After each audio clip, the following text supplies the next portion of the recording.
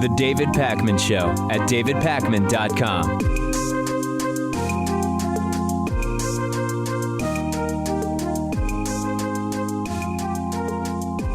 The stock market has been struggling lately, but last month's job numbers that we now have suggest that we may not be heading into a recession, something that a bunch of people are emailing me and sort of taking as a foregone conclusion at this point. We saw just over 150,000 new jobs created in January, and this has dropped the unemployment rate in the United States to 4.9%. This is the lowest rate in about 8 years. Now, the sectors that saw the biggest job gains in January were retail, food and drink establishments, healthcare, manufacturing, and financial activities. And the big weight in the job market has been not job creation, but wages. And we've talked about this before.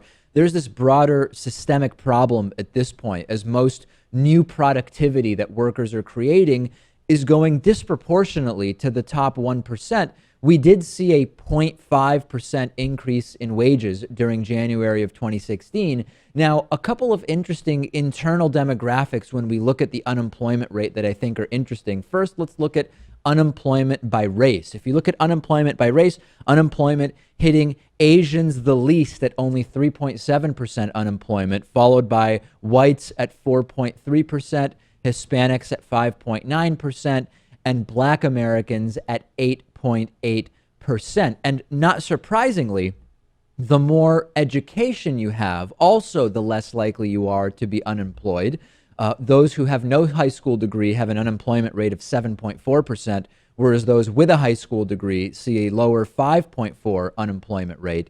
Some college drops the unemployment rate to 4.2%, and those with a bachelor's degree or higher have a 2.5% unemployment rate. Now, I hate that we have to do this, but yes, we have to do this. We have to address some of the sort of conspiracy theories or right-wing talking points around the unemployment rate. Yes, it is true. If you stop looking for work, you are no longer considered unemployed by our system. That has nothing to do with President Obama. That has been the way that unemployment is measured dating back decades. It includes the unemployment numbers under Ronald Reagan, etc.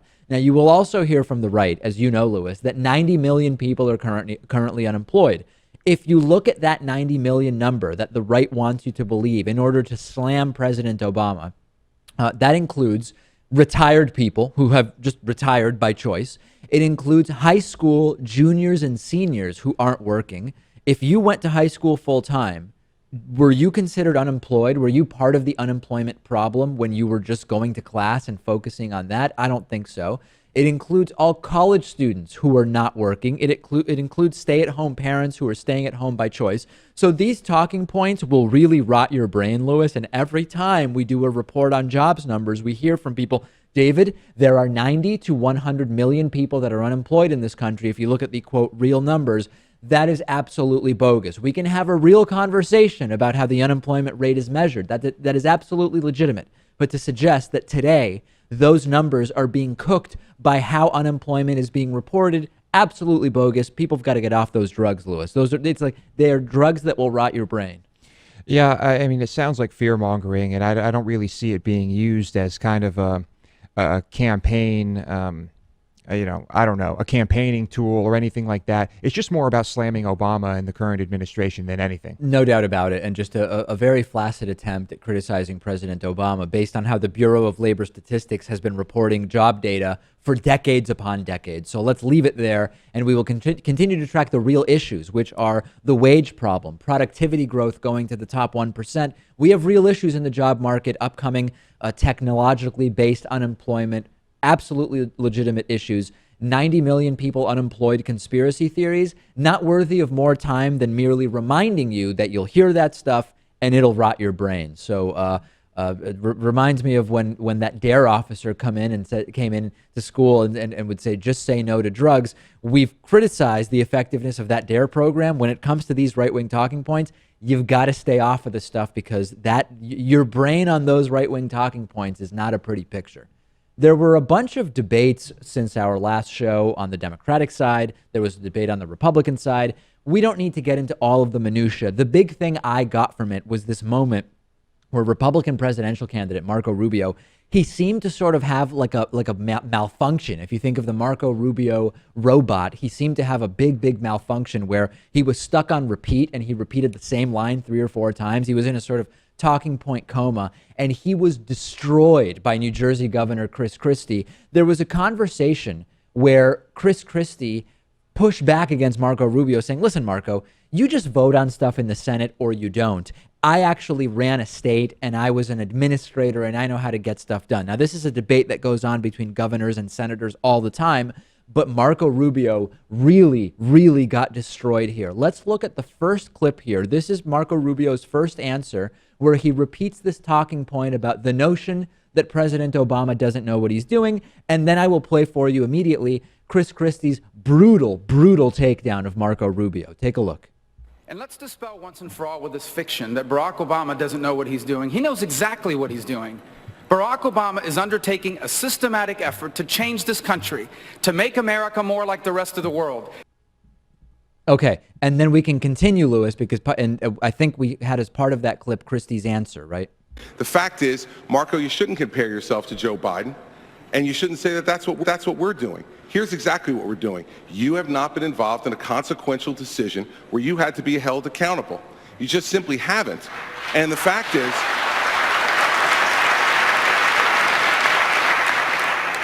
when you talk about Hezbollah Sanctions Act that you list as one of your accomplishments and just did, you weren't even there to vote for it. That's not leadership, that's truancy. So just a brutal takedown there. So now it goes back to Marco Rubio, and you think, oh, he's going to come up with something, right? He's going to come up with some way to get himself back propped up. No, he just repeats the exact same answer again. We don't need to add to it by electing someone who has experience at running up and destroying the credit rating of his state. But I would add this, let's dispel with this fiction that Barack Obama doesn't know what he's doing. He knows exactly what he's doing. He is trying to change this country. He wants America to become more like the rest of the world. We don't want to be like the rest of the world. We want to be the United States of America. And when I'm elected president, this will become once again the single greatest nation in the history of the world, not the disaster Barack Obama has imposed upon us. Senator Rubio, thank you. I do want to bring in Governor Bush on this. Hold on, because you've made this. Excuse me. If you'd like to respond to economic. I think he directly mentioned me and my record in there, so I think I get a chance to respond. You see, everybody, I want the people at home to think about this.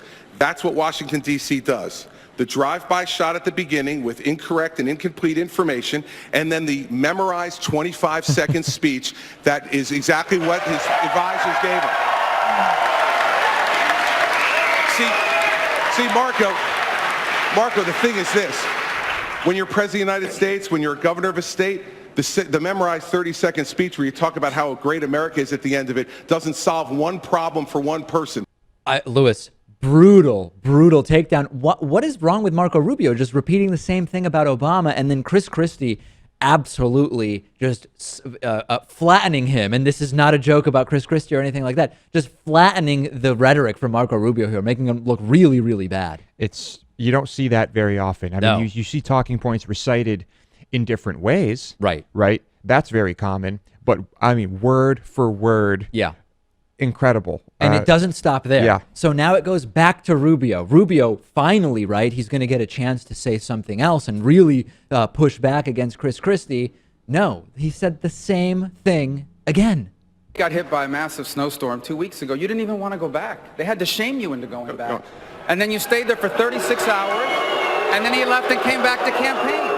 Those are the facts. Here's the bottom line. This notion that Barack Obama doesn't know what he's doing is just not true. There it is. He knows exactly what he's doing. The memorized 25-second speech. Well, that's the reason why this campaign is so important. Because I think this notion, I think this is an important point. We have to understand what we're going through here. We are not facing a president that doesn't know what he's doing. He knows what he is doing. That's why he's done the things he's done.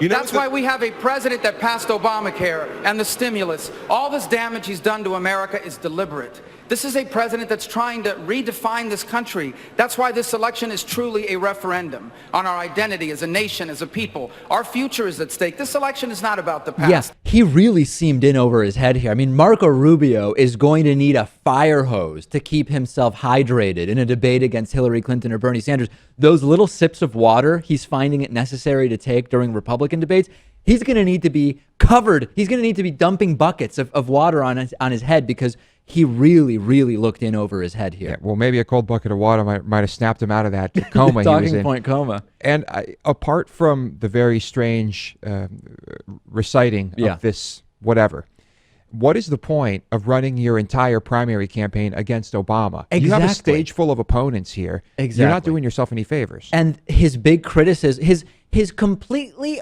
unrelated and repetitive criticism was that President Obama knows exactly what he's doing. I mean, what a scathing critique of President Obama here. Politicians repeat talking points. We're sort of used to this, and there are reasons where it's beneficial. You don't want to get trapped into reasoning that is not good for you, or you want to appear to stay on message. This was Marco Rubio in an almost deer in the headlights way, completely unable to figure out what to do and panicking as Christie just takes shot after shot at him and really embarrassing him and making him look really unqualified to be president, which of course he is. We know that. Yeah, and so voters now can ask themselves, every time I saw him perform well on stage, was that just something that was memorized, that he executed well? He executed his plan well. And he's known for appearing the most rehearsed, and I've been saying it since the beginning. Marco Rubio seems the most rehearsed. We'll see if it hurts him in tomorrow's New Hampshire primary. Very, very bizarre. The servos going haywire on the Marco Rubio robot in a spectacular fashion, no question about it.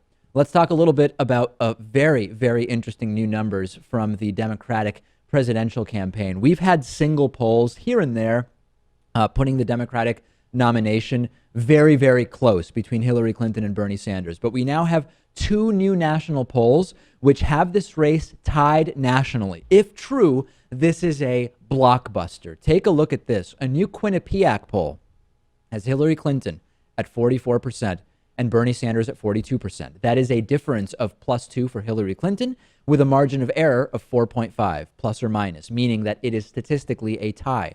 A new Reuters Ipsos poll has Hillary Clinton at 48% and Bernie Sanders at 45%. That is Hillary Clinton +3. Margin of error is plus or minus 5 points, a statistical tie. Now, let's not forget, in a Real Clear Politics average of recent polls, Hillary Clinton is still up by an average of 14 points. But, Lewis, if the recent Bernie momentum is accurate, and we can put more weight in the most recent two polls nationally, we have something incredible going on here in terms of Bernie Sanders and his national campaign. I think Iowa was a perfect example of that. I think that's what's happening here. And I don't like to put any weight behind polls. But I don't know. Maybe I'll put more weight behind this one. Except, I mean, the polling was very, very close in Iowa, right? It was. So we know that polling does tell us it stuff. ended up being accurate. If you looked at 2012, the average of all polls was basically accurate in every state. So at a certain point, the polls do become accurate. This would be huge if it were accurate. And tomorrow we will have more data from New Hampshire, actual voting data. Interesting note from the Quinnipiac poll. They did hypothetical matchups of Bernie and Hillary versus the top three Republican contenders. Bernie defeated Trump by 10, whereas Hillary defeated Trump by 5 in hypothetical matchups. Bernie defeated Cruz by 4, whereas Hillary tied Cruz in a hypothetical matchup. And Bernie tied Rubio, whereas Hillary lost to Rubio by 7. This is not yet taking into consideration Marco Rubio's implosion at that debate over the weekend, which we talked about, but very compelling stuff happening here. Yeah. What I'm most curious about is to see how that affects Rubio. But it seems like things are going well for Bernie.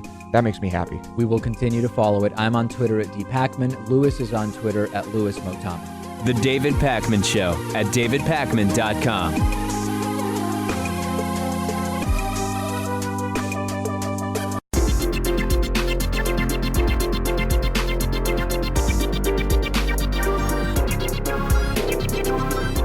The David Pakman Show at davidpakman.com. Today's new member of the day is Mike Robinson. Mike is voting with his dollars. He knows that we are not supported by big media conglomerates or huge corporations. We're mostly supported by viewers and listeners like you. And you can sign up and join Mike. Get exclusive instant access to all of the great member benefits at davidpakman.com/membership. If you ever shop on Amazon.com, if you go first to our website, davidpakman.com, you'll see on the right side 3 buttons, one that says US, one that says Canada, and one that says UK. If you're from one of those 3 countries and you click those links before shopping on Amazon, all the shopping you do sends us a little kickback. Now, a couple of people, Lewis, over the last week streamed Stargate Continuum and the sort of regular Stargate. Do I recall correctly that you're a big Stargate fan, or was that the movies versus the show? I'm trying to remember. None of the above, really. Really? Yeah, I think I've seen one episode of the show, and I saw the first movie. Was there only one movie? Not sure. I saw, if there was a first Stargate movie, that's the one I saw. Yeah. And it was okay. I just find myself not really caring. About the storyline or about the sort of way it's put together or what? The show, I mean, I'm sure I'd get into it if I just watched it from the beginning and understood what was happening. You know, you watch an episode, a random episode, you're probably not going to be that invested. Yeah. All right. Well, Lewis not caring about Stargate. Big news. Also, a couple people purchasing those TI calculators. Remember, Lewis, when you got a TI I remember having them in math class in high school and college. And I remember you and a lot of other people, you seem to have many other uses for the calculators other than actually doing math problems, right? Yes. Using it for anything other than schoolwork really was the goal. And we used to see how many games we could put on there because you could get games. Yeah. I don't remember which games, but anyway, there weren't that many readily available. So it's fascinating, though, that the games thing, like these now that everybody has access to everything on their phone, games, calculator, whatever, we still see a lot of these TI calculators sold through our link. So clearly in schools, they're still using them. Yeah, I think that's the only place where people are buying these. I mean, just about every smartphone now has a scientific calculator. There's really no need to keep one at home. Yeah, unless you have a flip phone, I guess. You can tell school is back in session from the number of textbooks and TI calculators being purchased through our link. Remember, you can go to davidpakman.com/Amazon or click on the banner corresponding to your country at davidpakman.com, and then you will be supporting our show with all of the shopping that you do.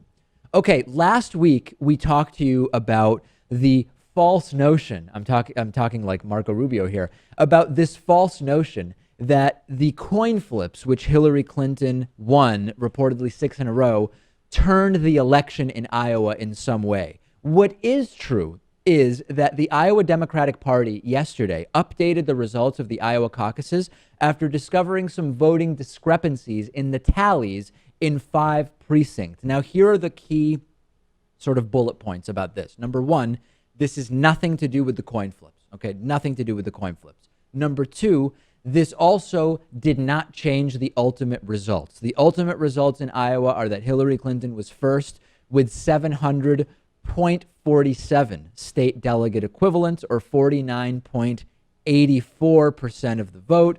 Bernie Sanders came in second with 696.92 state delegate equivalents, or 49.59% of the vote. So the net change based on the incorrect tallies is that Bernie Sanders receives an additional 0.1053 state delegate equivalents. So that is really important to know. This is not related to the coin flips, and that is point number 1. Now, number 2, a lot of people are still really confused about the math with those coin flips, and they're also really confused about our coverage of that.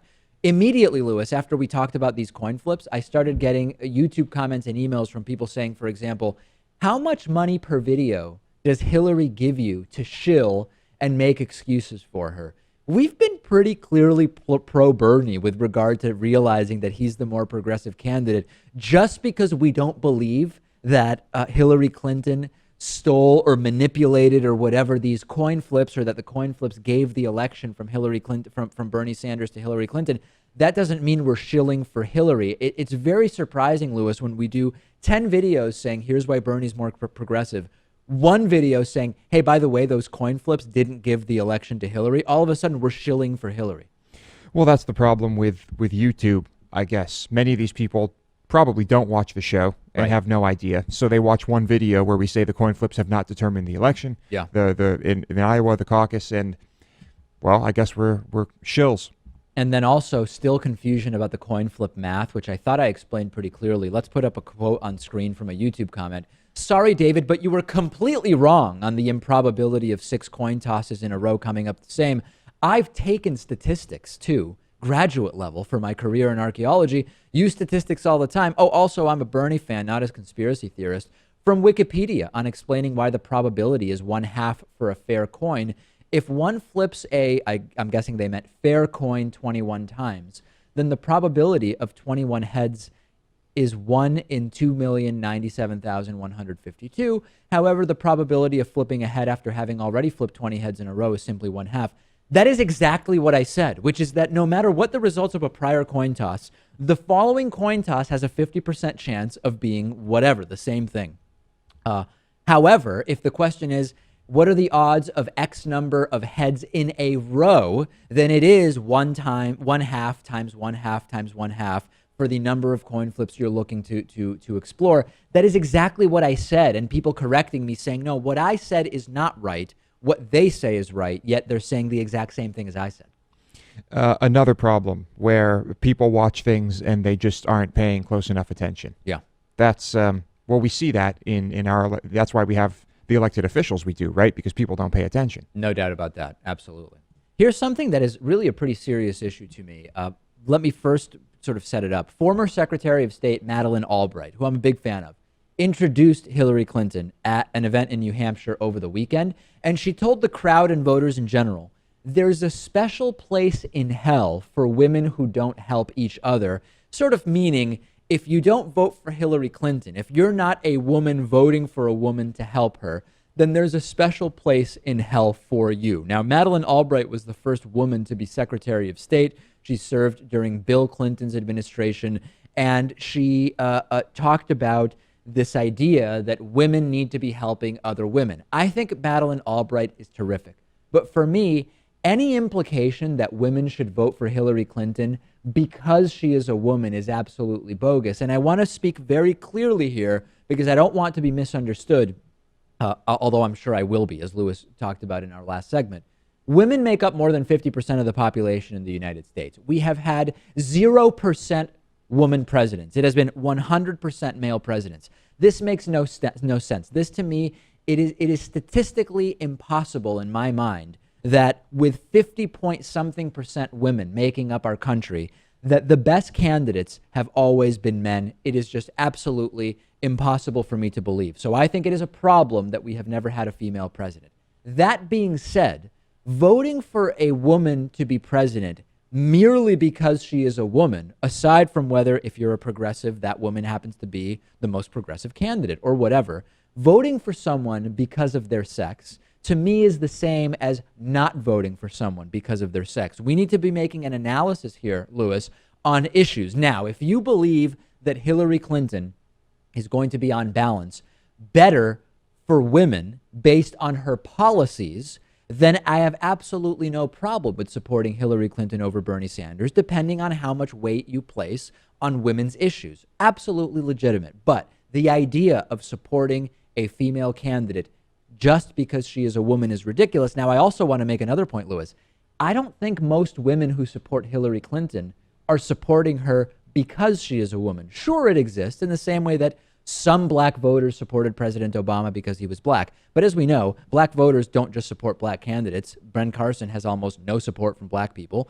And in the same way, I think that we need to be thinking about this based on issues. And I have a real problem with what Madeleine Albright is sort of implying here. Yeah, it's a problem. It's just a stupid thing to say, especially coming from someone like her. I wouldn't expect that. And these groups do exist, though. These almost militant groups. When Hillary was running against Obama, we talked about this. You remember the this. identity politics voter. The identity politics voter and the identity politics groups. The groups of women who said, we're women, we're supporting Hillary because she's a woman, and you had better do it too. There are a lot of these people. Of course, they're not the majority. I don't know. I don't even know that I'd say there's a lot. I mean, I would say they exist in the same way that there are people who want to vote for Marco Rubio. If there are thousands of them, isn't that a lot? Nationally speaking, I don't think a few thousand people voting for Hillary because she's a woman are going to make really a difference. But think about the logic of it, right? every Latino voter should be voting for Marco Rubio. And that is just not going to happen, right? I mean, we know that Latino voters are primarily Democratic and they're voting on issues, not on identity. We know when we saw it happen with Herman Cain and what we're seeing now with Ben Carson that black voters, absolutely the same thing applies. And the other question is, are Republican voters who don't vote for Carly Fiorina also going to hell? Does Republicanism or being a woman trump in terms of identity politics? Yeah. I don't like this game whatsoever. I think we need to look at the issues. And I have every reason to believe that Bernie Sanders would be effectively as strong of a candidate on women's issues as Hillary Clinton. Yeah, and I'd like to ask her that, of course, it's not going to happen, but if for some reason it's Bernie Sanders against Carly Fiorina, right, would she throw her support behind? I really Should doubt. women be voting for Carly Fiorina because they can help a woman out? Ridiculous. I really doubt that the Albright endorsement would go to Fiorina. No doubt about it. All right, after the break, who really is eligible to be president of the United States? You're not going to want to miss this one. The David Pakman Show at davidpakman.com.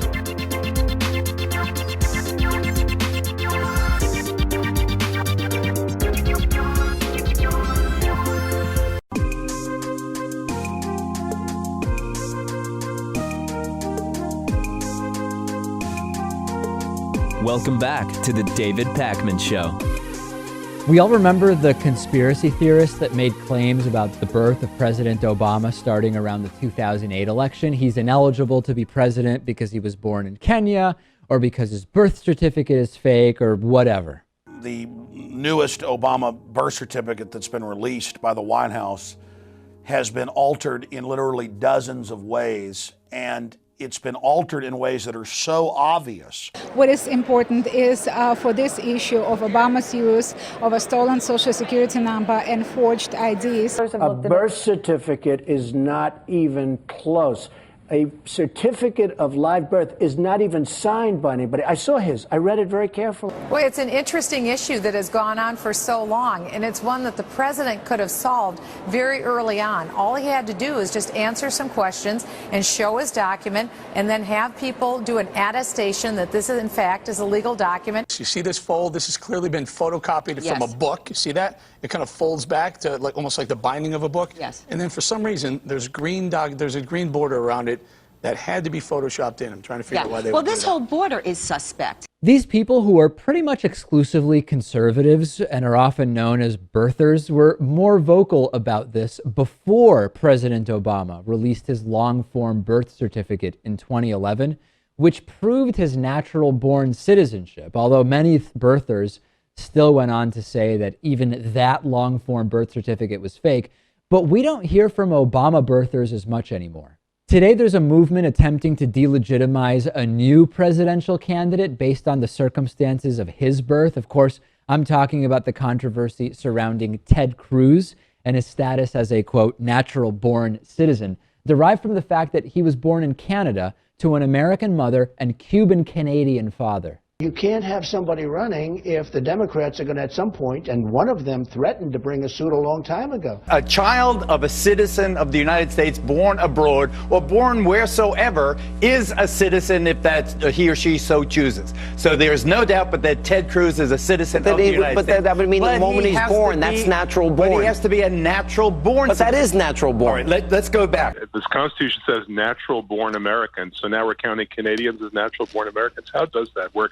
I'm waiting for the moment that he gets the nomination, and then I will file that beautiful lawsuit saying that he's unqualified for the job. The U.S. Constitution in Article 2, Section 1 says that no person except a natural-born citizen or a citizen of the United States at the time of the adoption of this Constitution shall be eligible to the office of president, which is to say that in order to become president, one must be a natural-born citizen or had to have been a citizen at the time that the Constitution was adopted. The controversy over what it means to be a natural-born citizen is a real one because the Constitution only uses the phrase natural-born once, and it is never defined. Prominent federal judge Henry St. George Tucker once said that the natural-born requirement for the president is a happy means of security against foreign influence. But a lot of detailed notes were taken at the Constitutional Convention about what transpired there, and there is never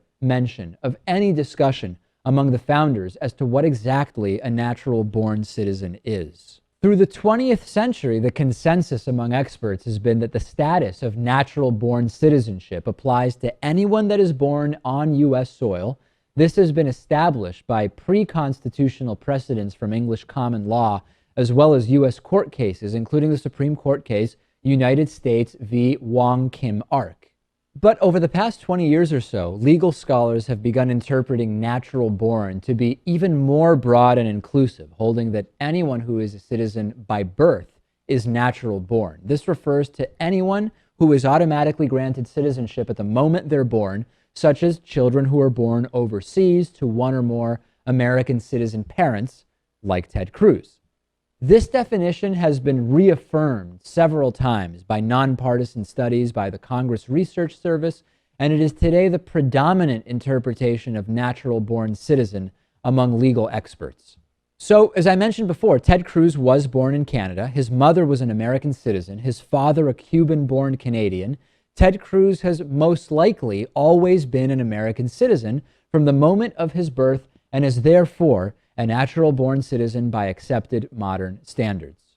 What's interesting to me is that in the case of President Obama, the birthers were asserting that he was born in Kenya, and yet even if that were true, which it's not, Barack Obama would still be eligible to be president. According to the birther theory, President Obama was born overseas to an American citizen mother, in which case he would still meet the requirements for the presidency. But what makes even less sense about the Obama birthers is that we're not hearing a peep from most of them when it comes to Ted Cruz. There's no evidence that President Obama was born outside the United States, but no one is denying that Ted Cruz was born overseas. If the Obama birthers are claiming that an overseas birth prevents you from becoming president, and they're so concerned about the enforcement of that, why are we hearing so little from the Obama birther movement when it comes to the topic of Ted Cruz's eligibility for president? Could it perhaps be that the birther movement against President Obama had motivations other than rigorously enforcing a questionable interpretation of the presidential eligibility requirements? It's interesting how many right-wingers suddenly became connoisseurs on the minutia of the natural-born clause when President Obama was elected, as well as how many of them are choosing to be silent about Ted Cruz. Maybe you're a birther sitting at home saying, hey, I was against President Obama's eligibility, so I'm also against Ted Cruz's eligibility because I want to be consistent. That's fine, but I'm talking about the Obama birther movement as a whole. Undeniably, there was tremendously more resistance from conservatives against President Obama's eligibility than what we're hearing from them about Ted Cruz being ineligible, while probably the biggest exception is Trump supporters for obvious reasons. Birthers attack President Obama because they have the fringe belief that he was born overseas. Ted Cruz openly admits that he was born overseas, yet we largely hear nothing about it from the Obama birthers. But beyond that, the silence is even slightly more hypocritical because of some of the speculation that's floating around about Cruz's citizenship itself even being questionable. As of today, no one is sure whether the first husband of Ted Cruz's mother was Canadian. But if he was, according to Canadian law at the time, she would have been given Canadian citizenship well before Ted Cruz's birth. And regardless of that, if Ted Cruz's father became a Canadian citizen in 1968, which he has said in public is the case, then Ted Cruz's mother would have been offered Canadian citizenship when they were married. Now, it's unclear whether she accepted the Canadian citizenship in either instance. Ted Cruz would say that she didn't, but neither the U.S. nor Canada allowed dual citizenship at the time, so she would have had to have been one or the other at the time of Ted Cruz's birth. So it's at least hypothetically possible that both of Ted Cruz's parents were Canadian citizens before Ted Cruz was born. On January 8th, Breitbart released an uncovered document that was originally created by Canada's Elections Office over 40 years ago. The document is an official 1974 list of eligible voters in Calgary, Alberta, in Canada, where Ted Cruz and his parents lived, and 1974 is 4 years after Ted Cruz's birth. Both of Ted Cruz's parents were on the voter list, Rafael Cruz and Eleanor Dara. We know that Rafael Cruz was born in Cuba, and became a Canadian citizen. But if Dara wasn't a U.S. citizen at the time of Ted Cruz's birth, then not only would Ted Cruz fail to be natural born, he wouldn't be an American citizen at all. Now, Ted Cruz denies that his mother ever became a Canadian citizen, but Canadian elections are restricted to Canadian citizens only, and becoming a foreign citizen is cause for loss of American citizenship. A spokesperson for Canada's elections has recently said that those types of lists could have been preliminary, not necessarily indicating that each person was a Canadian citizen, but it's unclear if that would apply in 1974 or to that specific document. There have been numerous Freedom of Information requests for Cruz's Born Abroad documents, all of which have been rejected. But it would be pure conjecture to conclude that Ted Cruz is ineligible based on all of this muddy and incomplete information. So until it can be proven that Ted Cruz's mother was not a U.S. citizen at the time of Ted Cruz's birth, we can effectively completely consider Ted Cruz to be a natural-born citizen of the United States, eligible to assume the office of president. Scholars who say otherwise are in the minority and will not have an impact on this during the election. But even if someone is adamant about foreign-born citizens by birth not being eligible for the presidency, such as the birthers that tried to delegitimize President Obama, they should speak up about Ted Cruz. Well, his mother was born here, so I guess like Obama, though it's interesting to me that the people who had a problem with Obama's birth certificate don't have a problem with Ted Cruz, who literally was born in another country and he renounced his Canadian citizenship. If you were outspoken about President Obama being ineligible as president because he was supposedly born in Kenya, you're a total hypocrite if you're any less of an advocate against Ted Cruz's eligibility. This is all to say that over the coming months, whether or not we hear from the birther movement as a whole about Ted Cruz's status as a natural-born citizen will be a meaningful clue as to whether or not the Obama birther movement was a contrived nonsense ploy to remove President Obama from office. The David Pakman Show at davidpakman.com.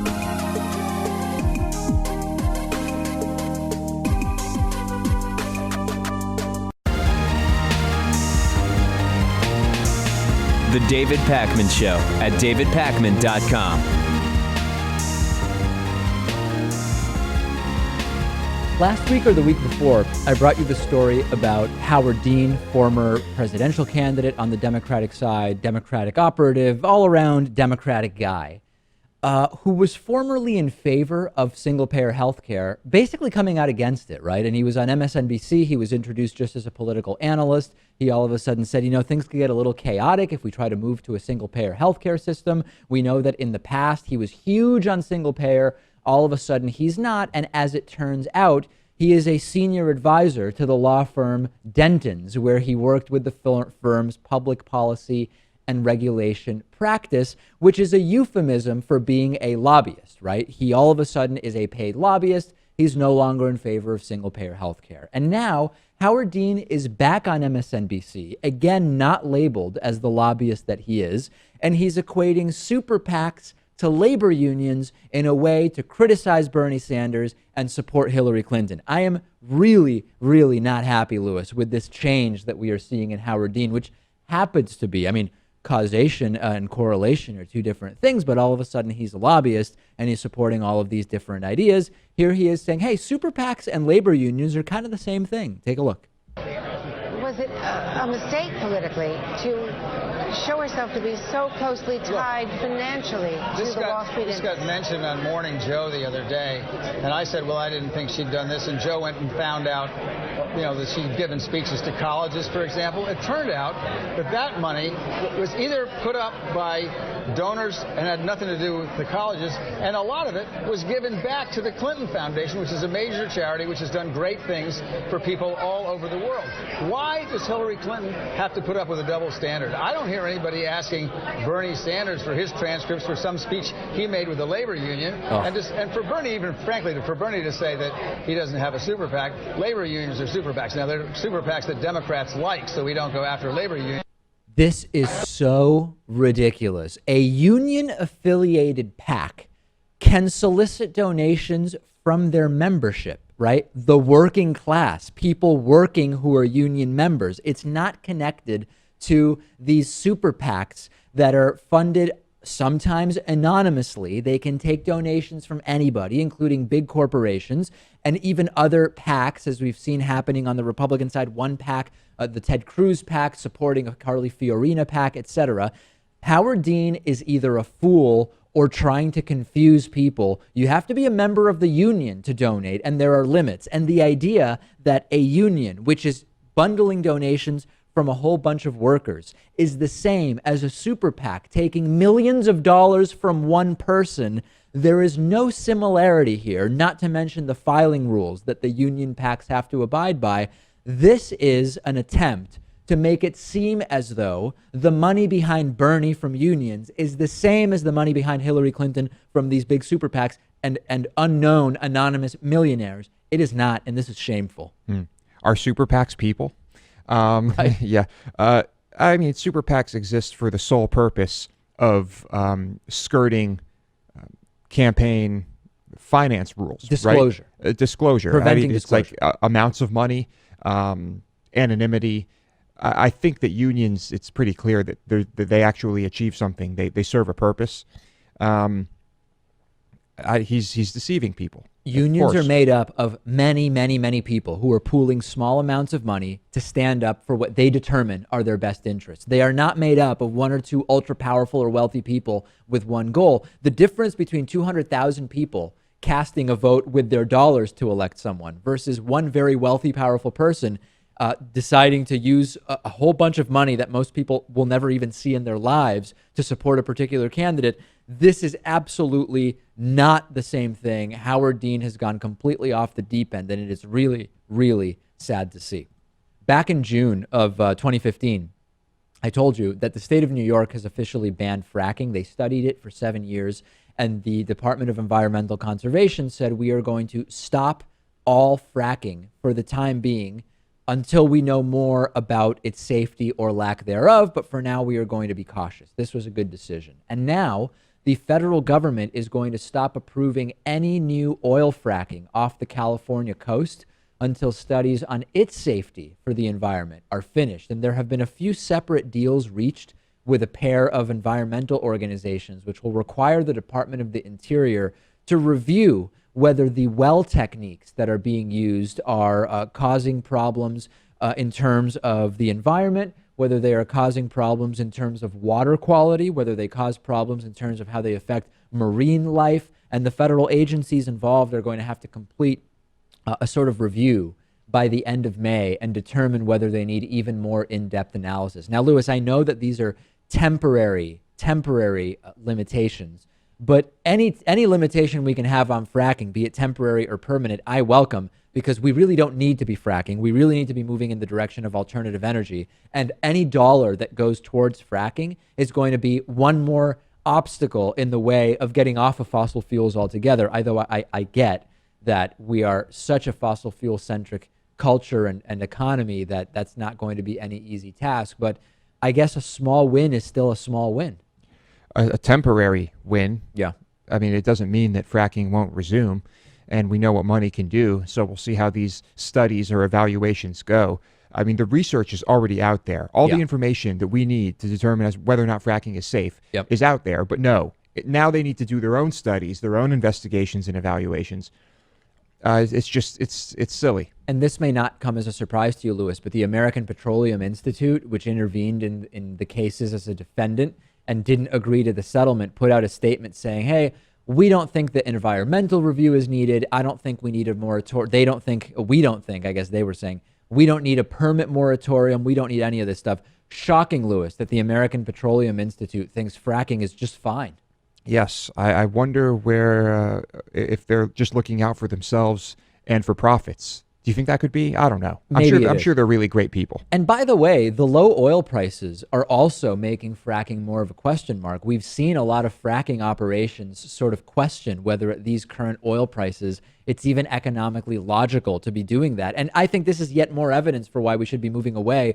When we talk about harnessing the power of wind and the sun and hydroelectric water power, I'm sorry, not hydroelectric, geothermal power, we don't need to worry about the cost on the open market of a particular commodity. We just say, hey, these are renewable sources of energy, and that's it. We don't need to be we're not affected in our production by the movements of the market. And I think energy needs to be on that front. If we think of it as a national security issue, why would we want national security, our access to the energy we need, to be tied up in the market pricing of commodities? Yeah. Well, there are still many states where there's just so much fracking happening, and there's so much oil drilling, fracking, that the state officials can't help but say, we need to keep this going. Right. It's creating too many jobs, the infrastructure, the income. It's, I can understand that, but think about long term. No one thinks long term.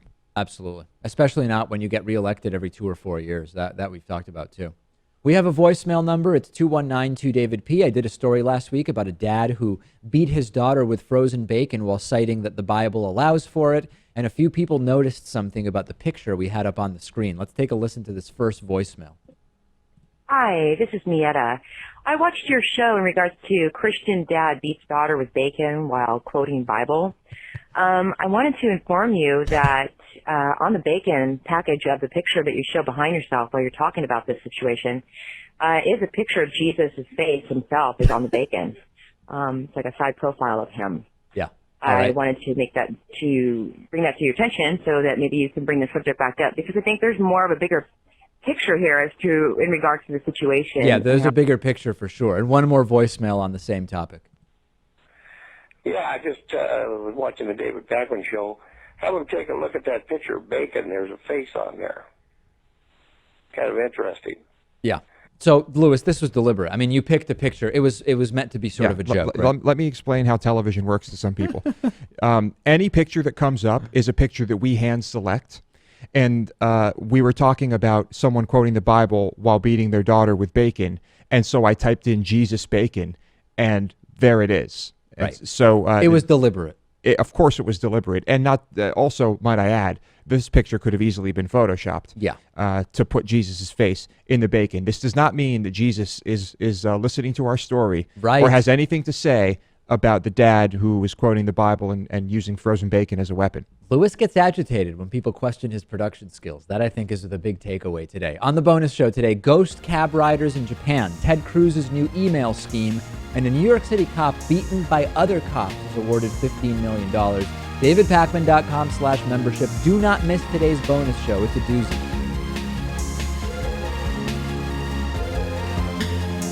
The David Pakman Show at davidpakman.com.